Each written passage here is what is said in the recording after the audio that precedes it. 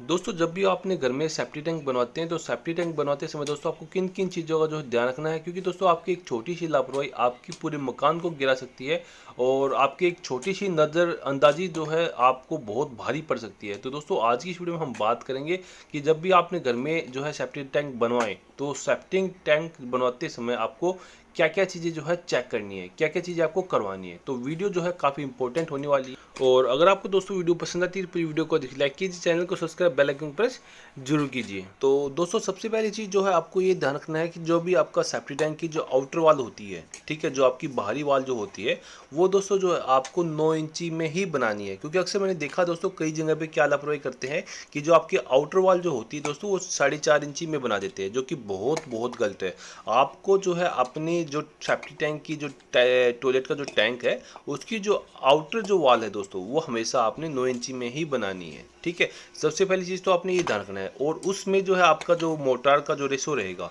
उसका जो रेशो रहेगा दोस्तों, आपका जो मसाला जो होता है उसका जो रेशो रहेगा आपका 1:5 का रहेगा। दोस्तों इसमें 1:5 का मतलब ये होता है कि जैसे कि आपका एक तसला जो सीमेंट होता है उसमें जो है उसका 5 गुना ज़्यादा जो है सैंड रहेगा। जैसे कि आपका एक तसला सीमेंट है तो 5 तसले जो आपके सैंड के रहेंगे। तो 1:5 का मतलब ये होता है, ठीक है दोस्तों। और सेकंड दोस्तों आपका ये रहेगा जो आपकी जो बीच की जो पार्टीशन वाल होती है, ठीक है, जो 4.5 इंची की होती है उसको आप जो है 4.5 इंची बना सकते हो, कोई दिक्कत नहीं। बट उसमें दोस्तों जो आपका मोटार जो आपका मसाले का जो रेशो रहेगा सीमेंट सैंड का वो रहेगा दोस्तों आपका 1:4 का, ठीक है, जिसमें आपका एक तसला जो आपका सीमेंट का रहेगा और 4 तसला जो आपका डस्ट का रहेगा या फिर आपका रेती का रहेगा, ठीक है दोस्तों, जिससे भी आप चुनाई कर रहे हैं। और दोस्तों आपको एक चीज़ का विशेष ध्यान रखना है, जब भी आप 9 इंची दीवार बनाएं, आउटर वॉल जो 9 इंची बनाएं, तो उसमें क्या है दोस्तों, अपने 4.5 इंची जहाँ पे आपकी पार्टीशन वॉल आनी है वहाँ पे उसका जो खूटा है वो जो आपने ऑलरेडी पहले ही छोड़ के रखना है, ताकि जब आप 4.5 इंची दीवार जो है पार्टीशन वाला बनाएं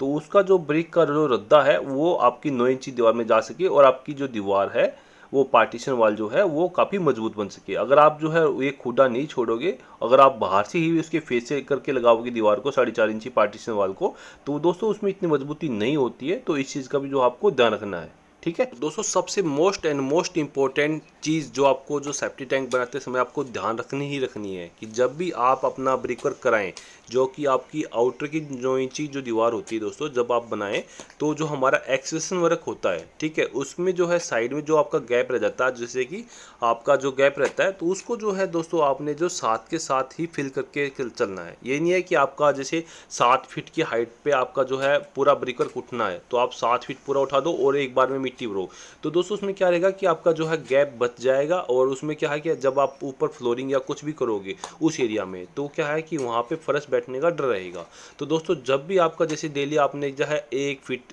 मतलब कि 2 फीट आपने चिनाई करी, ठीक है, तो अब 2 फीट में क्या है कि अगर उसके साथ ही आपने जो है मिट्टी भरनी है, उसमें पानी छोड़ना है। उसके बाद फिर क्या है, जैसे कि अगले दिन आप जब वो काम करते हो कि चिनाई उठाते हो, 2 फीट आपने अगले दिन उठा दी या 3 फीट उठा दी या 4 फीट जितना भी उठाओ आप, तो उसकी जो मिट्टी की जो फिलिंग है दोस्तों, साइड में जो गैप होता है, ठीक है, तो उसका जो आपने साथ के साथ भरते चलना है और उसमें पानी आपने जरूर छोड़ना ताकि मिट्टी का जो कंपैक्शन वो अच्छे से वहाँ पे हो सके। अदरवाइज दोस्तों मैंने देखा है कि आपका पूरा के पूरे फर्श को बैठते मैंने देखा है, तो ये बहुत बड़ी लापरवाही होती है कि इस चीज़ का आपने जो है बहुत ध्यान रखना है, क्योंकि साइड में जो है गैप रहता ही रहता है। अगर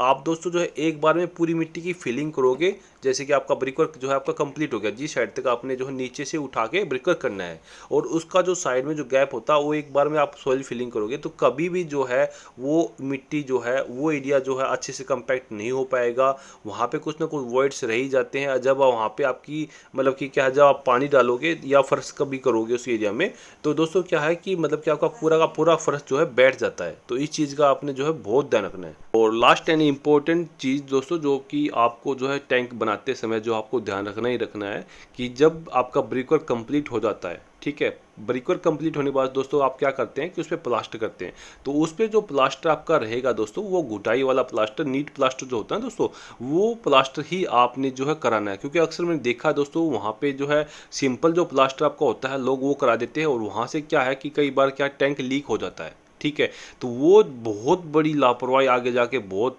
बड़ी दिक्कत बन जाती है, लोगों का सिरदर्द बन जाता है। ठीक है, तो इस चीज़ का भी दोस्तों आपको बहुत ध्यान रखना है कि जब भी आप टैंक बनवाएं उसमें आपने सिंपल प्लास्टर नहीं करना है। उसमें आपने जो है आपका जो घुटाई जो प्लास्टर होता है, ओनली जो सीमेंट वाला जो प्लास्टर होता है, ठीक है, मतलब जो सिंपल प्लास्टर जब होता है दोस्तों,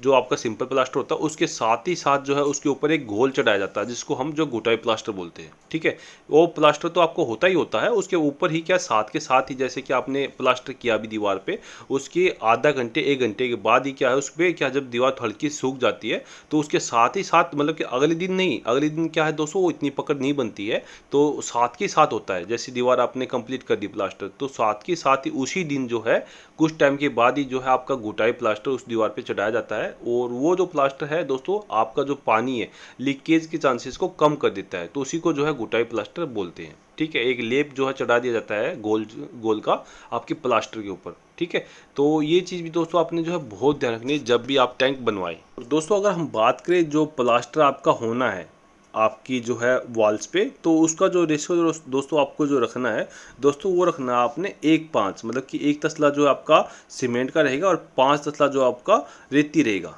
ठीक है, उसके ऊपर जो है फिर आपका जो घुटाई प्लास्टर होना वो अलग चीज़ है, बट जो आपका प्लास्टर का रेशियो जो रहेगा दोस्तों वो आपने रखना है 1:5 का। ठीक है, 1:6 नहीं रखना है। 1:6 जो है मतलब कि बिकॉज क्या है आपका टैंक है,